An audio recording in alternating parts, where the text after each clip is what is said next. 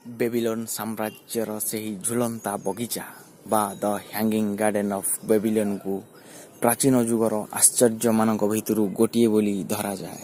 ହଁ, ସେହି ବିସ୍ମୟକର ବଗିଚା ଯାହା ନାଁରେ ଗୋଟିଏ ସଭ୍ୟତାକୁ ଜଣାଯାଏ। ହଁ, ଅଦ୍ଭୁତପୂର୍ବ ମନୋରମ ବଗିଚା ଯିଏକି ଥିଲା ବେବିଲନ୍ ସଭ୍ୟତାର ମହାନ କୀର୍ତ୍ତି ଆଉ ଗର୍ବ ଓ ଗୌରବ। ପ୍ରାଚୀନ ଯୁଗର ସେହି ଉନ୍ନତ ଜ୍ଞାନକୌଶଳ ଆଉ ଉନ୍ନତ ସଭ୍ୟତାର ଏକ ନିଚ୍ଛକ ଉଦାହରଣ ଥିଲା ଝୁଲନ୍ତା ବଗିଚା ଓ ବେବିଲନ୍ ସଭ୍ୟତା। ହଁ, ପ୍ରାୟ 2500 ବର୍ଷ ପୁରୁଣା ଏହି ଅଦ୍ଭୁତପୂର୍ବ ଓ ମନୋରମ ବଗିଚା ଯିଏକି ଗୋଟିଏ ବିଶାଳ ପ୍ରାସାଦ ହିଁ ପର୍ବତ ସଦୃଶ ସେହି ବିଶାଳ ପ୍ରାସାଦରେ ରହିଥିଲା। ସେ ସମୟରେ ଏହି ପ୍ରାସାଦରେ ଥିବା ଏହି ବିଶାଳ ବଗିଚାରେ ଛୋଟ ଗୁଳ୍ମଠାରୁ ବଡ଼ ବୃକ୍ଷ ପର୍ଯ୍ୟନ୍ତ ସବୁ ରହିଥିଲା। ଫୁଲଠାରୁ ଆରମ୍ଭ କରି ବିଭିନ୍ନ ଫଳ ଜାତୀୟ ବୃକ୍ଷ, ଔଷଧୀୟ ବୃକ୍ଷ ଆଦି ରହିଥିଲା ଏହି ବଗିଚାରେ। ଅନେକ ମହଲା ବିଶିଷ୍ଟ ଏହି ବିଶାଳ ପ୍ରାସାଦର ତଳ ମହଲାରୁ ଉପର ପର୍ଯ୍ୟନ୍ତ ଦ୍ୱାର, ଝରକା ସବୁକିଛି ଥିଲା ଅତି ମନୋରମ ଭାବରେ ସୁସଜ୍ଜିତ।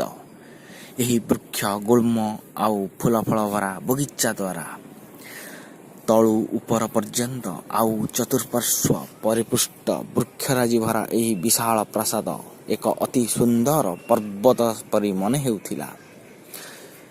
ସତେ ଯେପରି ସ୍ୱର୍ଗର ନନ୍ଦନକାନନ ବା ସ୍ୱର୍ଗପୁରୀର ସେହି ଅଦ୍ୱିତୀୟ, ଅଲୌକିକ ଆଉ ଅତି ଆକର୍ଷଣୀୟ ବଗିଚା ଯାହାକୁ କି ଦେବତାମାନଙ୍କର ଅବସର ବିନୋଦନର ସ୍ଥାନ ଭାବେ ଧରାଯାଏ।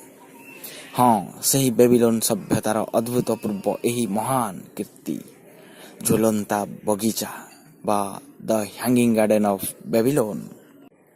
ଆଉ ହଁ, ଇତିହାସର ସର୍ବପୁରାତନ ସଭ୍ୟତା ମେସୋପଟାମିଆ ସଭ୍ୟତାର ମଧ୍ୟମ ପର୍ବରେ ଆସିଥିଲା ବେବିଲନ୍ ସଭ୍ୟତା। ସୁମେରୀୟ, ତାପରେ ବେବିଲୋନୀୟ ଓ ତାପରେ ଏସିରୀୟମାନେ ରହିଥିଲେ ଏଥିରେ। ୟୁଫ୍ରେଟିସ୍ ଓ ଟାଇଗ୍ରିସ୍ ନଦୀ କୂଳରେ ସେହି ନଦୀ କୂଳରେ ଆଜିକାର ଇରାକ ଦେଶ, ଯେଉଁଠିକି ଗଢ଼ି ଉଠିଥିଲା ବେବିଲନ୍ ସାମ୍ରାଜ୍ୟ ପ୍ରାୟ 2500 ବର୍ଷ ତଳେ। ଆଉ ସେହି ବେବିଲନ୍ ସଭ୍ୟତାର କୀର୍ତ୍ତି ହେଉଛି ଝୁଲନ୍ତା ବଗିଚା ବା the hanging garden of Babylon. Babylon ସାମ୍ରାଜ୍ୟର ସମ୍ରାଟ ନେବୁଚାନ୍ଦେଜାର ଗଢ଼ିଥିଲେ ଏହି ବିଶାଳ ପ୍ରାସାଦ ଓ ସେଥିରେ ଏହି ଝୁଲନ୍ତା ବଗିଚା। ରାଜା ତାଙ୍କ ପତ୍ନୀଙ୍କ ପାଇଁ ଗଢ଼ିଥିଲେ ଏହା। ପ୍ରାକୃତିକ ପରିବେଶ ଘେରା ଅତି ସୁନ୍ଦର ମନଲୋଭା ବାପଘର କଥା ମନେ ପଡ଼ୁଥିଲା ରାଣୀଙ୍କର। ଆଉ ସେଇଥିପାଇଁ ରାଜା ଗଢ଼ାଇଥିଲେ ଏହାକୁ, ଯାହାକି ସ୍ମୃତି ହୋଇ ରହିଗଲା ସପ୍ତ ଆଶ୍ଚର୍ଯ୍ୟମାନଙ୍କ ମଧ୍ୟରୁ ଗୋଟିଏ ହୋଇ, ଆଉ ଅମର ପ୍ରେମର ପ୍ରତୀକ ହୋଇ। ହଁ, ସେଇ ପ୍ରତୀକ ଦ ହ୍ୟାଙ୍ଗିଂ ଗାର୍ଡେନ୍ ଅଫ୍ ବେବିଲୋନ୍। ୟୁଫ୍ରେଟିସ୍ ନଦୀ କୂଳରେ ରହିଥିଲା ଏହି ବଗିଚା ଓ ପ୍ରାସାଦ ପ୍ରାୟ 5ମ ଶତାବ୍ଦୀରେ ଗଢ଼ା ହୋଇଥିଲା। ଆଉ ସେଥିରେ ତଳୁ ଉପର ପର୍ଯ୍ୟନ୍ତ ପାଣି ଯାଇପାରୁଥିଲା ସେହି ସମୟରେ।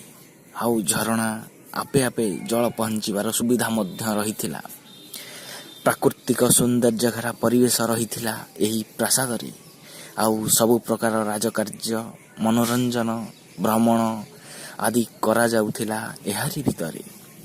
ଛୋଟ ଗୁଳ୍ମଠାରୁ ଆରମ୍ଭ କରି ବଡ଼ ବୃକ୍ଷ ପର୍ଯ୍ୟନ୍ତ ସବୁ ରହିଥିଲା ଏହି ବଗିଚା ଘେରା ପ୍ରାସାଦରେ।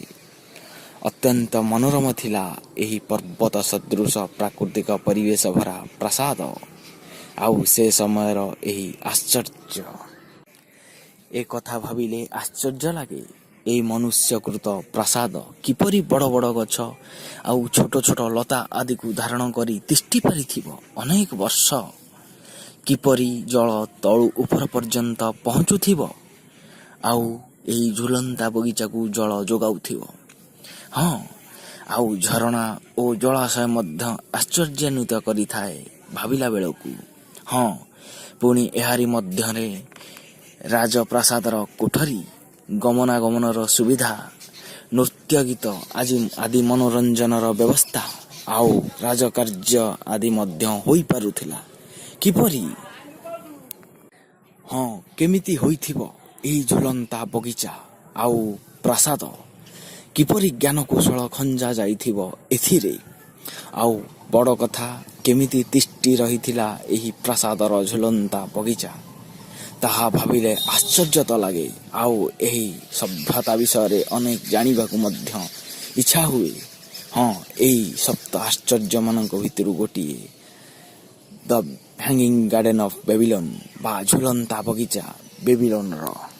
ଇଏ ଥିଲା ସେହି ବେବିଲନ୍ ସଭ୍ୟତା ବା ମେସୋପୋଟାମିଆ ସଭ୍ୟତାର ଏକ ଅଂଶ।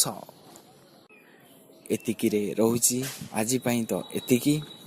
ନିଜେ ଜାଣନ୍ତୁ, ଶିଖନ୍ତୁ ଆଉ ଅନ୍ୟକୁ ମଧ୍ୟ ଜଣାନ୍ତୁ। ସେଥିପାଇଁ ସେୟାର କରନ୍ତୁ ଅନ୍ୟମାନଙ୍କ ସହ, ଲାଇକ୍ କରନ୍ତୁ, କମେଣ୍ଟରେ ନିଜର ମତାମତ ଦିଅନ୍ତୁ ଫ୍ରିରେ, ଆଉ ଚ୍ୟାନେଲକୁ ସବସ୍କ୍ରାଇବ୍ କରନ୍ତୁ। ନମସ୍କାର।